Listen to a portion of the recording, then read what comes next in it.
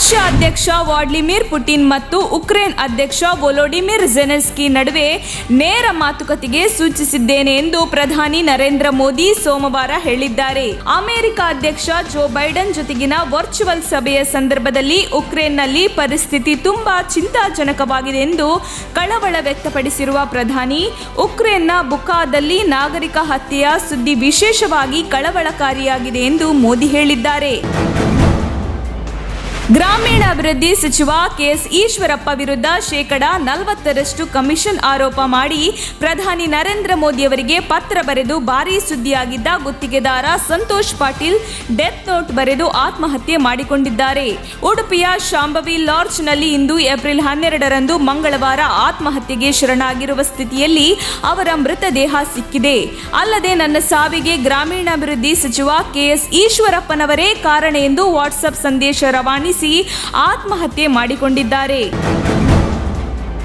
Petrol diesel ಬೆಲೆ ಏರಿಕೆಯ ಬೆನ್ನಲ್ಲೇ ಗ್ರಾಹಕರಿಗೆ ಮತ್ತೊಂದು ಬಿಗ್ ಶಾಕ್ ಎದುರಾಗಿದ್ದು, ಕಬ್ಬಿಣ, ಸಿಮೆಂಟ್ ಸೇರಿದಂತೆ ಮನೆ ನಿರ್ಮಾಣದ ಹಲವು ವಸ್ತುಗಳ ಬೆಲೆಯಲ್ಲಿ ಭಾರೀ ಏರಿಕೆಯಾಗಿದೆ. ಜಿಎಸ್ಟಿ ಮತ್ತು ಇಂಧನ ದರ ಏರಿಕೆಯಿಂದ ನಿರ್ಮಾಣ ಪರಿಕರಗಳ ಬೆಲೆಯೂ ಏರಿಕೆಯಾಗಿದೆ.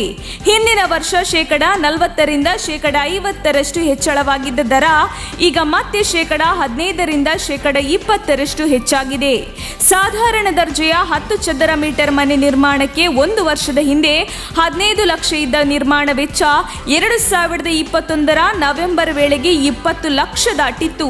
ಈಗ 25 ಲಕ್ಷ ಮೀರಿದೆ ಎಂದು ಅಂದಾಜಿಸಲಾಗಿದೆ.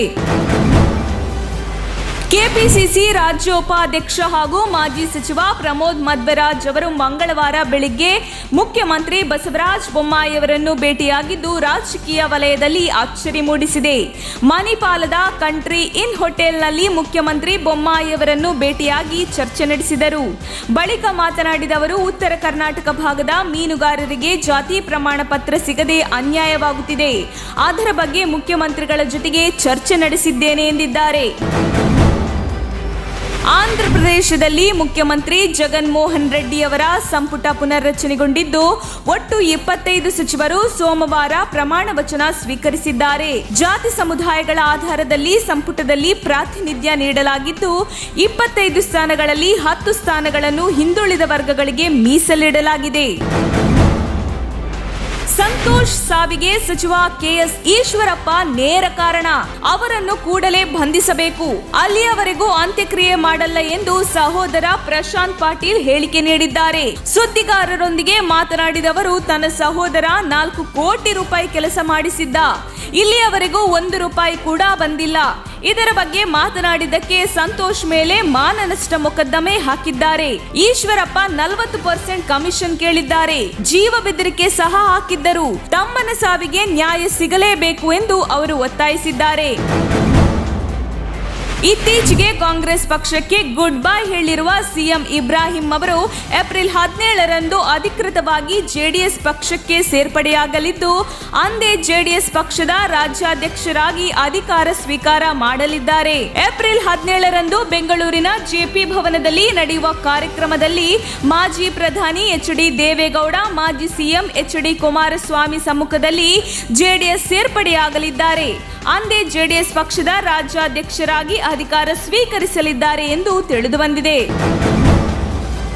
ಚೀನಾ, ಯುರೋಪ್ ಬಳಿಕ ಭಾರತದ ಹಲವೆಡೆಯೂ ಕೊರೋನಾ ಸೋಂಕು ಹೆಚ್ಚಳದ ಜೊತೆಗೆ ಹೊಸ ಪ್ರಭೇದಗಳು ಪತ್ತೆಯಾಗಿರುವುದು 4ನೇ ಅಲೆಯ ಆತಂಕವನ್ನು ಹೆಚ್ಚಿಸಿದೆ. ಈಗಾಗಲೇ ಎಚ್ಚೆತ್ತುಕೊಂಡಿರುವ ರಾಜ್ಯ ಸರ್ಕಾರ ಮುನ್ನೆಚ್ಚರಿಕಾ ಕ್ರಮಗಳಿಗೆ ಮುಂದಾಗಿದೆ. 2 ಡೋಸ್ ಲಸಿಕೀಕರಣ ಪ್ರಕ್ರಿಯೆ ಬಳಿಕ ಭಾರತದಲ್ಲಿ ಕೊರೋನಾ ತೀವ್ರತೆ ಕಳೆದುಕೊಂಡಿತ್ತು. ಇದೀಗ ಬೂಸ್ಟರ್ ಡೋಸ್ ಲಸಿಕೀಕರಣ ಪ್ರಕ್ರಿಯೆಯನ್ನು ಯಶಸ್ವಿಯಾಗಿ ನಡೆಸುವ ಮೂಲಕ 4ನೇ ಅಲೆ ಕಟ್ಟಿಹಾಕಲು ಸರ್ಕಾರ ತೀರ್ಮಾನಿಸಿದೆ. ಗುತ್ತಿಗೆದಾರ ಸಂತೋಷ್ ಪಾಟೀಲ್ ಆತ್ಮಹತ್ಯೆ ಬಗ್ಗೆ ಸಂಪೂರ್ಣ ವಿಚಾರಣೆ ಮಾಡುತ್ತೇವೆ. ಸಂತೋಷ್ ಪಾಟೀಲ್ ಮೃತದೇಹ ಉಡುಪಿಯ ಲಾಡ್ಜ್ನಲ್ಲಿ ಪತ್ತೆಯಾಗಿದೆ. ಖುದ್ದು ಎಸ್ಪಿ ಸ್ಥಳಕ್ಕೆ ಹೋಗಿದ್ದಾರೆ. ಪ್ರಾಥಮಿಕ ತನಿಖೆ ಈಗಷ್ಟೇ ನಡೆಯುತ್ತಿದೆ. ಮಂಗಳೂರಿನ ಎಫ್ಎಸ್ಎಲ್ ಅಧಿಕಾರಿಗಳನ್ನು ಹೋಗಲು ಹೇಳಿದ್ದೇನೆ. ಪ್ರಾಥಮಿಕ ವರದಿ ಬಂದ ಬಳಿಕ ಏನು ಅಂತ ನಿರ್ಧರಿಸುತ್ತೇವೆ ಎಂದಿದ್ದಾರೆ. ಇನ್ನು ಎಲ್ಲವನ್ನೂ ತನಿಖೆಗೆ ಒಳಪಡಿಸುತ್ತೇವೆ. ಪಾರದರ್ಶಕವಾದ ತನಿಖೆಯನ್ನು ನಡೆಸುತ್ತೇವೆ. ತನಿಖೆಯ ಆಧಾರದಲ್ಲಿ ಮುಂದೆ ಏನು ಎಂಬುದನ್ನು ಚರ್ಚಿಸುತ್ತೇವೆ ಎಂದು ಅವರು ಹೇಳಿದರು. ಕನ್ನಡ ಚಿತ್ರರಂಗದ ಖ್ಯಾತ ನಟ ಚಾಲೆಂಜಿಂಗ್ ಸ್ಟಾರ್ ದರ್ಶನ್ ಅವರು ನಿನ್ನೆ ಚಾಮರಾಜಪೇಟೆ ಶಾಸಕ ಜಮೀರ್ ಅಹಮದ್ ಖಾನ್ ಅವರ ನಿವಾಸದಲ್ಲಿ ಆಯೋಜಿಸಿದ್ದ ಪವಿತ್ರ ರಂಜಾನ್ ಮಾಸದ ಇಫ್ತಿಯಾರ್ ಕೂಟದಲ್ಲಿ ಪಾಲ್ಗೊಂಡು ಆತಿಥ್ಯ ಸ್ವೀಕರಿಸಿ ಶುಭ ಹಾರೈಸಿದರು.